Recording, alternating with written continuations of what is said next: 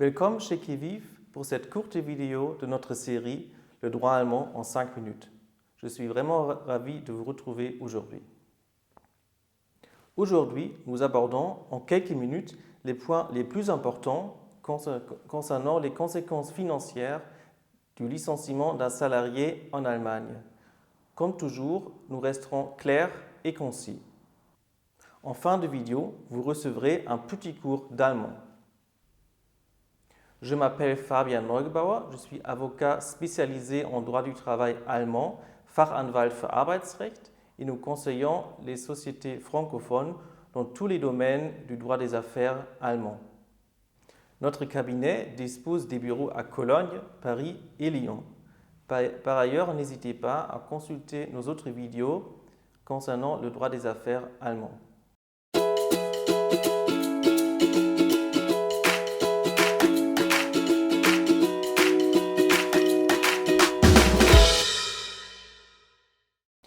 Quelles sont les conséquences financières liées au licenciement d'un salarié en Allemagne? Les conséquences financières d'un licenciement dépendent surtout de l'effectif de la société en Allemagne, c'est-à-dire du nombre de salariés travaillant en Allemagne.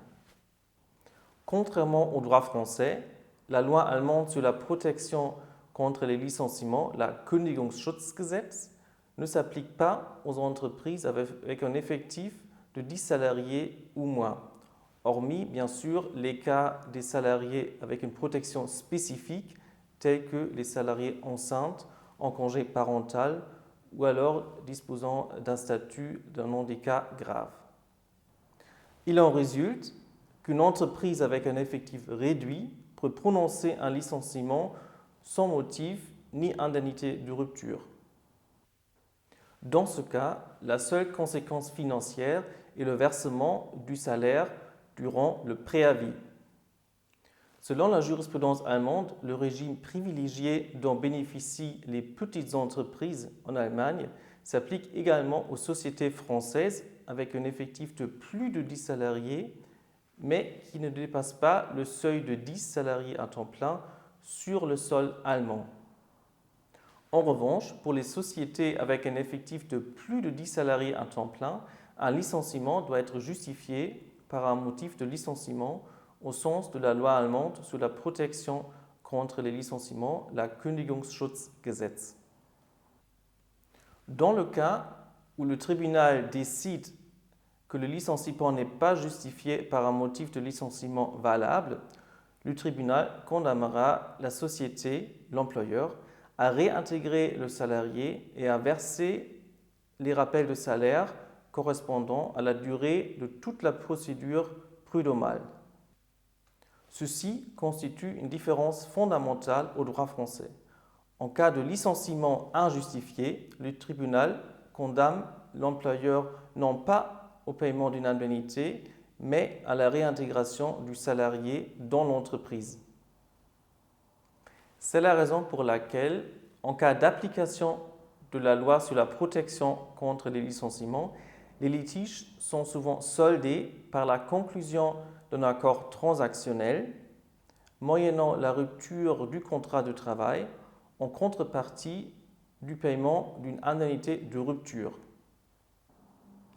Existe-t-il des indemnités de licenciement en droit allemand? Oui et non. Contrairement au droit français, le droit allemand ne prévoit pas d'indemnité de licenciement au strict sens du terme. Cependant, en pratique, tel qu'on l'a vu à l'instant, les parties peuvent convenir d'un commun accord, dans la plupart des cas dans le cadre d'une transaction homologuée par le juge, de se mettre d'accord sur la rupture du contrat de travail en contrepartie du paiement d'une indemnité de rupture qui s'appelle en allemand Abfindung.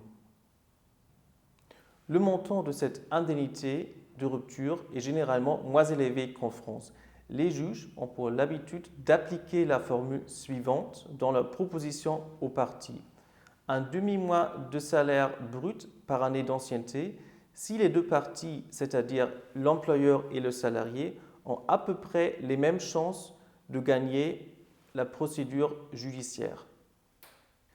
Il faut noter qu'il n'existe, contrairement au droit français, aucun barème légal en droit allemand concernant les indemnités de licenciement.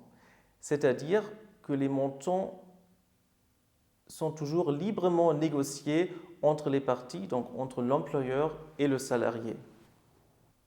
Toutefois, il est important de souligner que l'employeur ne versera une telle indemnité de rupture que dans le cas où le licenciement risque d'être annulé par le juge.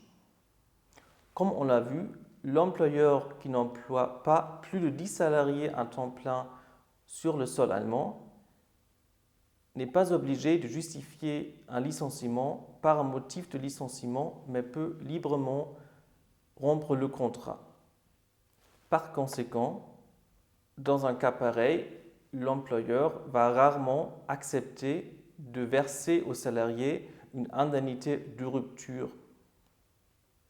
Pour finir, notre petit cours d'allemand salarié, Arbeitnehmer, action en contestation du bien fondé du licenciement, Kündigungsschutzklage,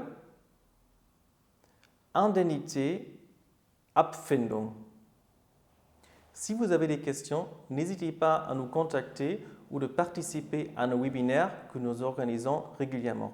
Au revoir und bis bald.